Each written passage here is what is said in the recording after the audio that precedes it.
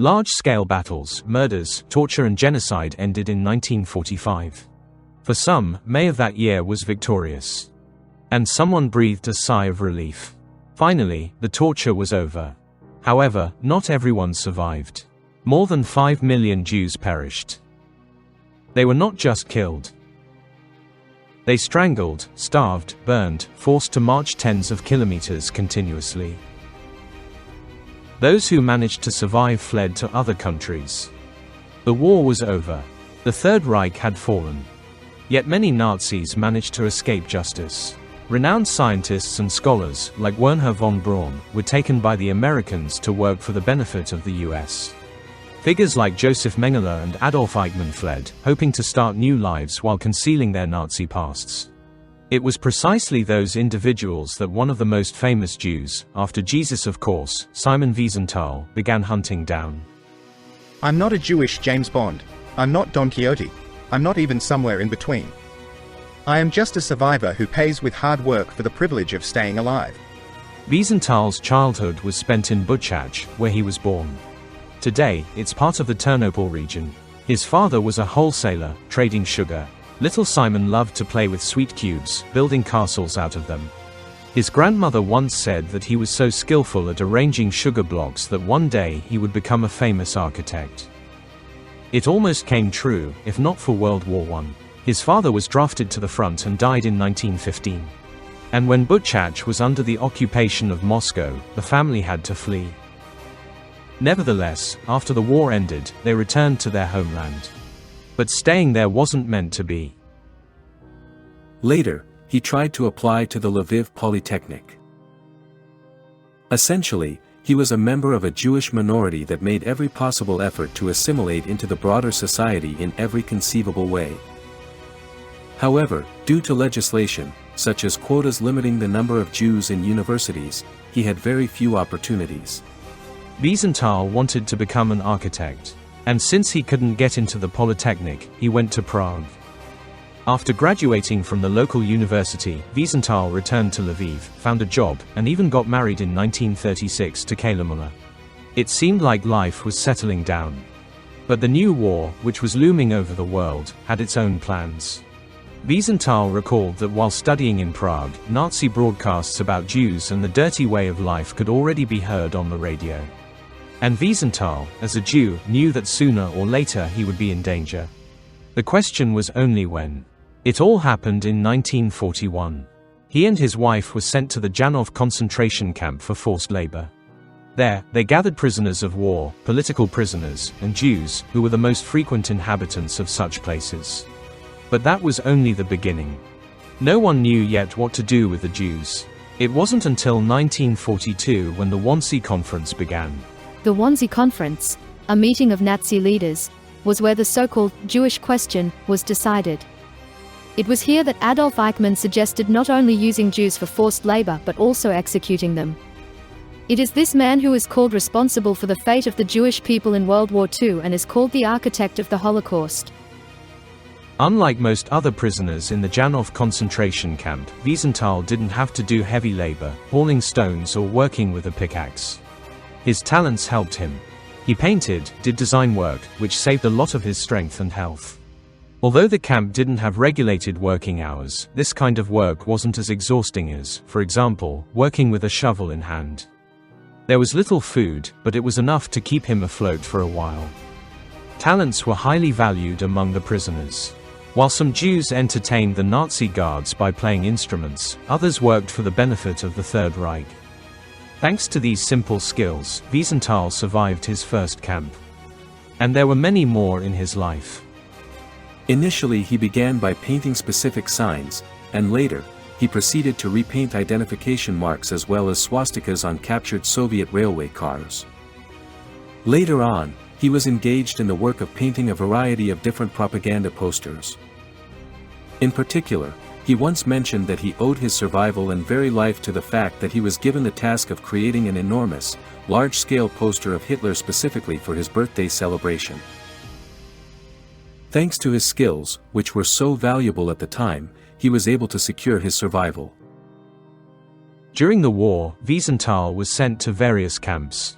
In each one, he played almost the same role. He painted. Of all his friends and family, he was the luckiest. He survived. His friends were tortured, some in front of his eyes. His mother also died. He was left alone, not knowing where his wife was. From camp to camp, prisoners were transported like animals. The train cars were overcrowded. Many didn't make it to their destination. In short, Wiesenthal was redirected from Lviv to Belzec. Over the course of the war, this city became one of the largest death camps. From here, they took me to the Plazow camp, then to Auschwitz. They didn't accept us there, so we were taken further to Gross Rosen. After that, we ended up in Buchenwald.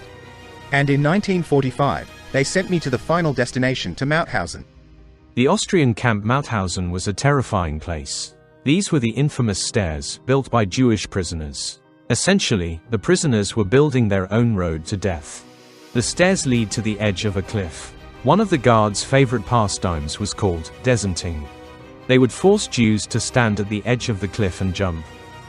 No one survived. When Wiesenthal arrived at the camp, this method of execution had just been abolished. However, from 1938 to 1945, more than 130,000 people died in the camp. Wiesenthal didn't stay there long. On May 5, 1945, American soldiers entered Austria. Soon all the Jews from the death camp would be freed. In the last days before liberation, we had no food. Nothing. The prisoners would peer through the fence and pull up grass, just to eat something. I did the same. And one day we saw an American tank appear on the horizon. A few more minutes, and I could already see the American flag flying over it. Some Nazis managed to escape. Some stayed and surrendered to the Americans as prisoners. As for the Jews, the military set up separate regulations for them. You could choose, either leave the camp or go through registration and remain under custody. Most of the prisoners were too weak to leave the Mauthausen area. Wiesenthal understood that his wife might still be alive and needed to be found. So, he decided to leave the camp. To do that, he had to approach the new command. And this moment became a turning point in Wiesenthal's life. Surprisingly, it was his beating that led him to the task of hunting down the Nazis. Simon Wiesenthal approached the Polish soldier assigned to the main camp and asked if he could leave the camp. He was angry, claiming if Americans had stayed 2 days, Wiesenthal would have left via the chimney. He beat Wiesenthal and threw him out of the office. For Wiesenthal, this was a completely unexpected turn of events. So he decided to complain about the Polish soldier directly to the Americans. And also ask if it was possible to leave the camp. The following events shocked him even more. In the American office, 2 SS officers were sitting in handcuffs. They were being interrogated. It became clear to Simon Wiesenthal. This was justice. He asked if he could observe the interrogation and if he could help. Surprisingly, they allowed him and even gave him the chance to write his version of events. Instead, he wrote a whole list of 91 Nazis for the Americans. It detailed everything. The Nazi elite who controlled the concentration camps, the executioners, the leaders, the torturers. The list with descriptions of all these people stunned the Americans. That was the moment when Wiesenthal began working with American intelligence services. After the end of World War II, he began working with the Americans, with American intelligence services. Initially, it was the Counterintelligence Corps, a division that dealt with investigating war crimes. Later it became the Office of Strategic Services. Essentially, they used him as a specialist in the region, someone who knew several regional languages, was familiar with many people, had connections, and could gather the necessary information to track down certain former Nazis who were being hunted by the Americans at that time. There was, however, one but. As part of Operation Paperclip, the Americans were capturing Nazis and bringing them to work for the benefit of the US in areas like missile development, medicine, defense, and other military technologies. When World War II ended and the Nazi threat fell, the world was faced with a new evil, communism. The Cold War began, along with the arms race and the confrontation between 2 ideologies, the communist and the capitalist. Losing the Nazi minds, who had once made Germany the most powerful nation, would have been, at the very least, unwise. On the other hand, there was the issue of humanity and justice for those whom Nazism had crippled. Wiesenthal understood that the Nazis would be welcomed with open arms, so he started working on his own, while also helping in the search for Nazi criminals. Since he was from Austria, he opened a small office in that country, began his own kind of investigation, gathered and synchronized the information, and then passed it on to various governments so they could make the necessary decisions. Wiesenthal sifted through all the archives known to him, spoke with survivors of war crimes, interviewed witnesses, and gathered data on every Nazi responsible for the deaths of people during the war. Interestingly, Wiesenthal treated both Jews and Roma the same. He classified them as victims of repression, and he was only interested in the Nazis. Since American intelligence services had already lost interest in him due to the ideological race, Wiesenthal began working for the general public, drawing as much attention as possible to his work. Later, this tactic would play a cruel trick on him. But we'll talk about that later. Time passed, and American intelligence services had already shifted their focus to completely different priorities. As a result, Simon Wiesenthal began working as a public activist, first at the Jewish Documentation Center in Kuhn, then in Vienna. He gradually began engaging with the press, various foreign embassies, and numerous foundations, and later on, he also collaborated with Israeli intelligence services in order to thoroughly and completely uncover all the facts regarding Nazi involvement in war crimes. This is Adolf Eichmann, one of the most notorious Nazis. We previously talked about how Mossad carried out a special operation to capture him in one of our earlier episodes. Wiesenthal had personal scores to settle with Eichmann. He was the one who came up with the method of killing Jews. And it is on his conscience that millions of lives were destroyed. After the war, Eichmann managed to hide and start a new life in Argentina under the false name Ricardo Clement. He was hunted by almost all Nazi hunters, and for them, he was target number one. Finding him was not easy. Initially, it was widely believed that he was hiding somewhere in Syria, and following several unsuccessful raids and attempts to locate him, Israeli intelligence finally managed to capture him in May of 1960. Mossad agents identified Eichmann right in the middle of the street, threw him into a car, took him to a safe house, and within a few days secretly transported him to Israel for trial. He was later executed. The final solution, operation to abduct the former Nazi, became one of the boldest in the history of Israeli intelligence services. Wiesenthal quickly provided Mossad agents with information about Eichmann's whereabouts and presented them with two rare photographs of the architect of the Holocaust. That's all. But in his memoirs, media appearances, and interviews, he insisted that his role in identifying Eichmann was crucial. Wiesenthal claims the former Nazi wouldn't have been found without him. Whether that's true or not, we can only speculate today, but the fact remains. Wiesenthal was involved in the operation to track down Eichmann. He is on the list of those recognized for the Eichmann case in 2007, although he was not directly involved in the operation to capture him. In fact, his role was limited to tracking where he was and where he wasn't. Secondly, he gathered necessary photographs, including those of his family, which later helped others identify Eichmann in Argentina when he was captured. One person he definitely managed to put behind bars was Franz Stangl, the head of one of the Third Reich's euthanasia centers. Since 1942, after the T4 program was shut down, he became the commander of the Sobibor and Treblinka concentration camps. On his hands are almost 1 million lives lost. Wiesenthal dug through the archives to gather as much information as possible about Stangl. He discovered that Stangl was living in Brazil, in São Paulo. After 3 years of preparation in 1967, law enforcement managed to capture him and extradited him to Germany, where he was sentenced to life in prison. However, he didn't get to enjoy his imprisonment for long. He died of heart failure in 1971. Wiesenthal gained fame and recognition. People had already heard of him before. But after Stangl's capture, he wrote the book, Murderers Among Us, which made his name one of the most discussed among intellectual circles. I know that success was not always achieved in every case. Success, by the way, is not only in capturing them and bringing them to trial, but also in ensuring that these people don't die innocent. They must be punished. People need to know who their neighbors are. Hermine Braunsteiner was one of the most brutal women of the Third Reich. She worked as a guard in various concentration camps. One of her main duties was to assign prisoners. She decided who would be sent to forced labor and who would be executed or sent to the gas chambers. Often, Braunsteiner herself would take up arms, shooting Jews.